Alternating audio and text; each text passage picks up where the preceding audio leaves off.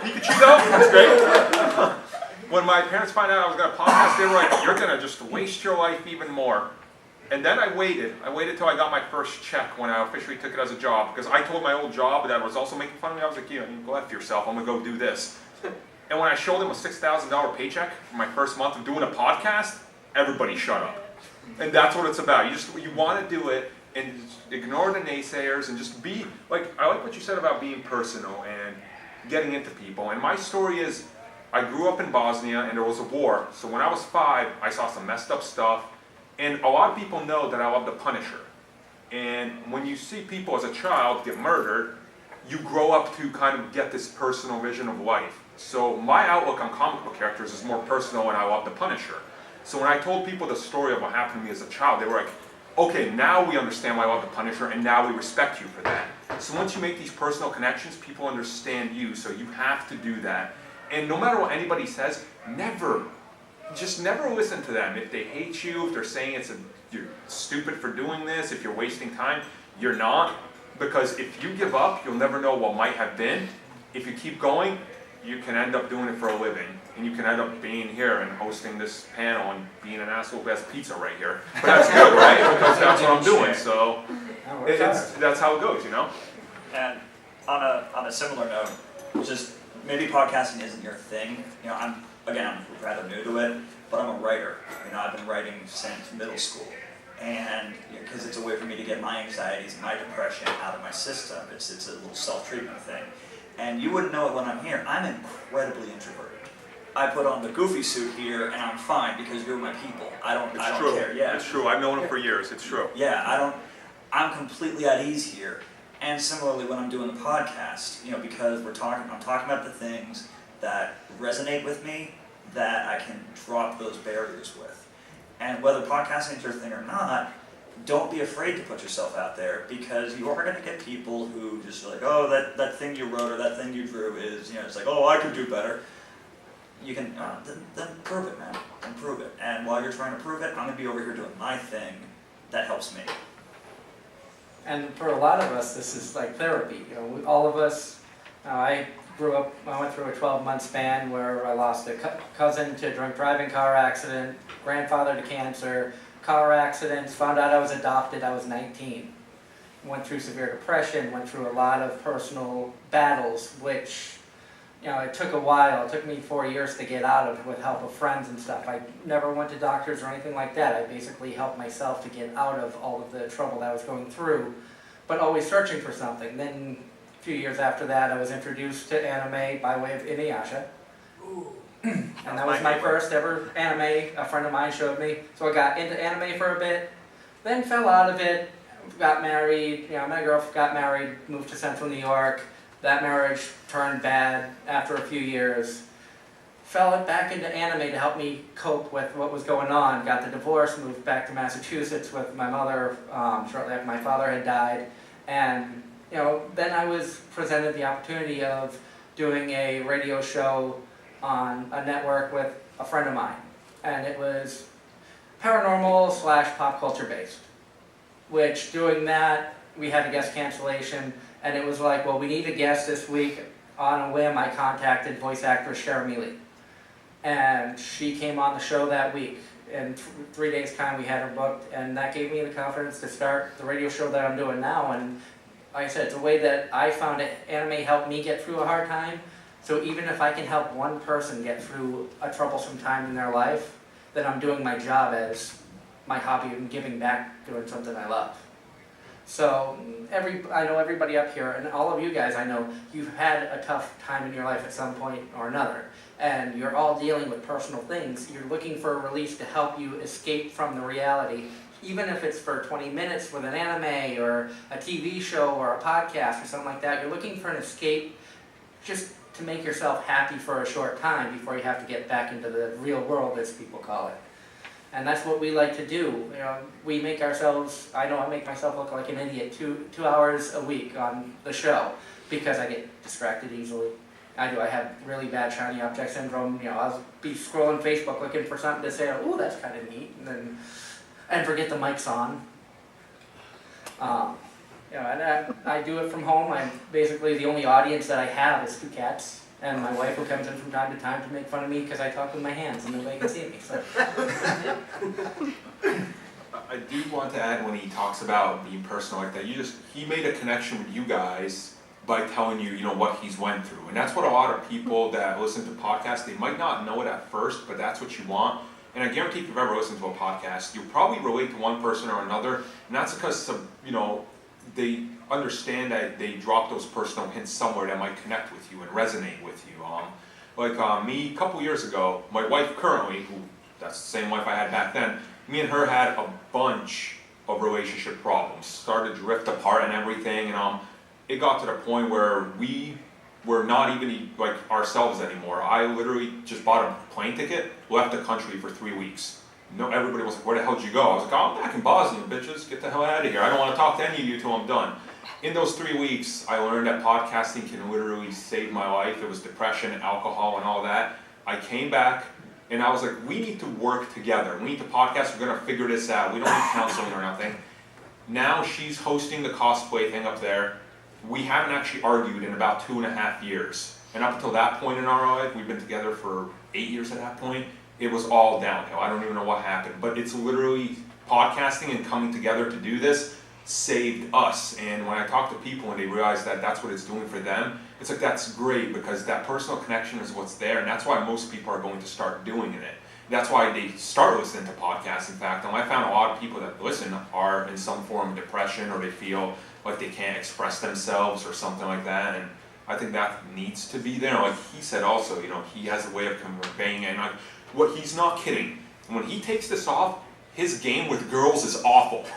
Awful. He can barely say hi to a girl. Jerry Lewis, for those of you who know. You toss this costume on this dude, he's straight up on a girl. He's like, hey, what's up, baby? What's going on? I kid you not, that's this dude. So it's the power to empower you, and he's really great at it. So that does happen, and podcasting is going to be a way that actually makes you want to get out there more and talk. Believe it or not, I wasn't always as big of an a-hole as I am right now, and just doesn't shut up. At one point, I was the quietest dude you will ever meet. I went through high school being picked on for liking Spider-Man and all that. And now it's just like, yeah, this prints me money, power to me. Flip my burger, person that made fun of me. So it's great. So you should probably do that too. Just, don't flip the burgers. Start a podcast. I think also, thanks. The other thing too is especially now, everyone's talking about Skype and forums and ways to connect with people. When I was in middle school and high school, I didn't have that. And I had, because I'm 30, I'm 31, I don't look it, but I remember before there was the internet. Yeah, exactly. So back then, my only friends in high school were because they were the only other ones who watched Dragon Ball Z and Inuyasha. That was my gateway drug as well. It was so rough, because if not for those shows, I wouldn't have hung out with these people. We didn't get along. We didn't click at all. It was just, they were the only ones I could talk to about. And I'll spare you guys the details of my home life, but suffice it to say, there was a knife under my mattress for several years. Because it never got that bad, but it was right there. And I had to use all that as an escapism. And if I had had the ability to find all these podcasts that didn't exist yet because there was no internet, and that was when I started writing. And I look back at the stuff I wrote in middle school. It is pedantic and it is goofy, and it should not see the light of day. But I wrote it, and I got it on paper, and because I did that, that's why I'm actually still here. And yes, my game with girls is awful. And I can go along with, before doing podcasting and the radio shows and stuff, because I've been doing internet radio for about 8 or 9 years, started off with paranormal talk radio. And, from getting the courage up, because I was very quiet in school, I was very middle. I wasn't popular, but I wasn't picked up. And I had very few friends, things like that, but getting out and talking like we do, and this is my first panel speaking at. I've never been on this side of the table at a convention before today. So, this is a big step for me, because public speaking makes me very uncomfortable. That's why I can do a radio show. I'm alone in the room, nobody can see me. But doing the radio show got me out to conventions, and I got to promote myself now, because I have something that I'm proud of. And that's actually how I met my wife. We met at Baer 3 years ago, became friends. After a couple of years, started dating, and we got married in June. And a lot of that's because I was talking on the radio. I wanted to promote myself, the shows I was on, because this is something that's fun. I want people to be a part of something I enjoy. And when you can connect with people, like Armin was saying, and you can create the personal experience, conventions like this are amazing at that. Because you get out, you get to see the people face to face, you get to talk to people, you're out of your comfort zone a little bit, but you get to dress up in awesome outfits. I'm a cosplayer as well. My wife and I cosplayed at Anime Boston from Cat Planet Cuties. I was a main male character, but he only appeared in the last episode for not even half the episode in the outfit that I wore, so people had no clue who I was. It was great. I was just dressed up in green. Sorry. I was just dressed up as a green space cat. It was great. And it just has helped me build confidence and feel better about myself being able to do this, because it's an escape from reality. It's a way to express yourself without the fear of being ridiculed by the listeners, because if they don't like what you're hearing, and Howard Stern can attest, when he first started doing his radio show, as outlandish as it is, people hated it, but they had to tune in to see what he did next. The people who loved it had to tune in to see what he did next. So we're kind of following steps that he did, only not on terrestrial radio, AM, FM. We're doing it podcast, internet radio, whatever, but we're making it our own. We're not following anything that anybody else has done before us. We're making our shows. My show is different from his YouTube channel, different from Armin's podcast. Everything's different, but you find stuff that you like, and you might like everything that we're doing, but he's on Thursday nights, he may be on Wednesday nights, I'm Sunday nights, so every night you can find something to tune into, and you're supporting everybody here. And even it may give you the courage to say, okay, well, how can I do that? I went through Blog Talk Radio, and I've worked with them in the past before when I was doing paranormal stuff. I've had no issues with them. The only thing is they're not Skype friendly. They've had too many issues, so they cut out the Skype. So when I have guests on, I have to either have them call into the show or get their personal numbers and call them. So that can make it tricky finding people, because it's not always easy to be like, hey, Tia Ballard, can I get your phone number so I can have you on the show? Because they may not, if they don't have the connection with you, it'd be tough to be like, yeah, just give this person who says they have a podcast or a radio show my number. But if you can give them a number and they call in, then a lot of times that's easier. And when he says that, there's a lot of things, like if you want to start a podcast, you might think it's a little daunting or something. When I started my podcast, I had a PC that I built for gaming in 2007, and it was 2010, I think. So it was already kind of dated. And I thought I was going to need some fancy equipment. I literally found a crappy PlayStation 3 Bluetooth, and I used a PlayStation 3 Skype app, because I was an idiot. I didn't know how to record audio on my computer. Even though I went to video school for 2 years to learn how to do video, audio was my worst, at that. So I sat down, I was like, you know what am I going to do? How am I going to figure out how to do this? Turns out YouTube has 12-year-olds telling you everything you want to know. Literally. I don't care. You can be like, how do I fix a car? There's a 12-year-old like, well, then you move the exhaust. How are you 12 and doing this? And there's 12-year-olds telling you how to do anything. So I was like, oh, okay. So, and it cost me maybe $200 to start a podcast. And what I mean by that is 120 of that went into buying Podbean, which is a service good for hosting podcasts, and that gave me a year, and every week I could upload a 2-hour show. That was more than enough for me.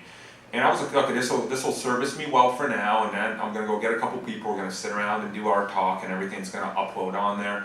And it just it works good, but you want to eventually get better. Now, every year, because I do video podcasts and I do all that, I build a new, probably about $4,000 PC to be able to update with the technology. But you have to start somewhere. So you can do it on an iPhone. Your Samsung, Android, whatever it is, there's an app on there to record audio. Just use that. It'll save it as a file, and you can upload it wherever. SoundCloud is also great. They give you free space. If you want more, you can buy it for $30 a year or something. It's really cheap. And someone will tune in. It doesn't matter what the hell you're talking about. It really doesn't. just you like everybody here is a fan of something. I don't know what are you a fan of? Me? Anybody? Pokemon. All right. Pokemon, So Zelda. A lot of the Nintendo. All right, Nintendo stuff. Essentially, I'm a pro wrestling fan. Turns out pro wrestling's the greatest thing ever. If you watch it and understand it's fake, but what they do is entertaining.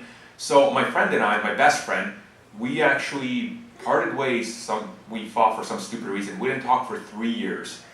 A couple months ago, out of nowhere, for his birthday, he just texts me and goes, "Dude, have you been watching wrestling?" And I reply back, I'm like, "It's so terrible, but hell yeah, I've been watching it." And he goes, "You just want a podcast about this?" And we're best friends again. 3 years of not talking to each other. I had no idea what the fight was over, but wrestling just brought us together because he was like, "You want a podcast about wrestling?" I was like, "Of course I do." And so it happens, and like, you can do that too. You could podcast about anything, man. One of my best friends, he podcasts about the porn he watches. And that started as a spin-off of our episode 29 of our podcast. We're now up to 255, believe it or not. And that was called Gangbang Audition. Because he was telling a story. People were like, "This is so awesome, you should do a spin-off podcast." He's like, "Hell yeah, I will." And now he makes money from that. Can you imagine that? The stupidest stuff will get you money and noticed. I don't understand it, but it'll happen. So you could pick anything and just do it. You could probably do it about this water bottle, I don't know. But if someone will listen to it. There's a guy on YouTube, he makes thousands of dollars a month, and he rubs his beard against a microphone. I kid you not, that's his entire show. He'll put like a piece of cloth and he just rubs it on for 5 minutes and people just watch that endlessly. I've talked to the guy and I don't understand it, but hey, it's a thing. So I'm not kidding. You can do anything and make it a podcast for money. How do you know these things? You don't want to know. I thought you were going to talk about the guy who makes the videos on YouTube of pretending to be his girlfriend and going back and forth. Those are actually really entertaining. My wife's introduced me to them, and they're hysterical. There's Shoe Nice. Guy's on YouTube. If you go to his page and his channel and you comment, he will eat whatever you say. Yep. This guy's eating cactuses, light bulbs, soap. He's chugged gallons of vodka in one gulp. Yep. He's insane. How is he not dead? That's a miracle. A light bulb? That's actually the easy one. It's glass. And other stuff. I've seen the show My Crazy Addiction where somebody was addicted to eating glass. They would eat light bulbs, any type of glass. They would take a light bulb, and then eat the shards. And I'm like, how can you do that? That's ridiculous. I think the other key thing too that you guys can probably all attest to, having been doing this for longer, is consistency. Whether your show, whatever you want to do, if you can do it once a month, once a week, whatever it is, make sure your schedule is clear and that you stick to it. Don't try to do 3 episodes a week right out of the gate, because you're just gonna hate what you're doing. But start small. Start once a month or every other week, something like that, because your audience will appreciate that. Even if it's something that they can get at 6 other podcasts or 6 other authors again, or YouTube or whatever, being able to say every other Tuesday, I can check out this person. They'll appreciate that. And it is important to have the schedule up. We have a Facebook page for Anime-Zing Radio, and once a month I will post the schedule. Okay, well, this is how we're lined up. Like coming up for September, tonight I have a cosplayer as my guest, and like I said, I have a Funimation voice actress as guest co-host to surprise her. She has no clue. And then September 4th was open. We're trying to get the people from Bakuretsu-Con on to help promote that convention. Then we're followed up by J-pop band Nova Drop. They're a brand new J-pop band out of New York City that I've been friends with. Then we're followed up with 2 Funimation voice actors, J. Michael Tatum and Brina Palencia. And for you Black Butler fans out there, that's Sebastian and CL. And see, what he's saying right here is pretty awesome. You do need to have a schedule. Originally, when we started, we would just post episodes whenever. And I figured out that we should do episodes on Thursday because of looking at demographics. That's what you also want to look at. You don't want to post your pod. If you're talking about anime, right? You probably have a time period and a certain fan base that's, based in certain areas. You don't want to upload something when no one's going to see it. You want to upload at a prime time when they get home so they can see it and things like that. So literally how I do is I have a complex week since I now do this for a living. Monday and Tuesday and Wednesdays is pro wrestling, so I have to tweet about that. And on Fridays I recap the entire week. Tuesdays at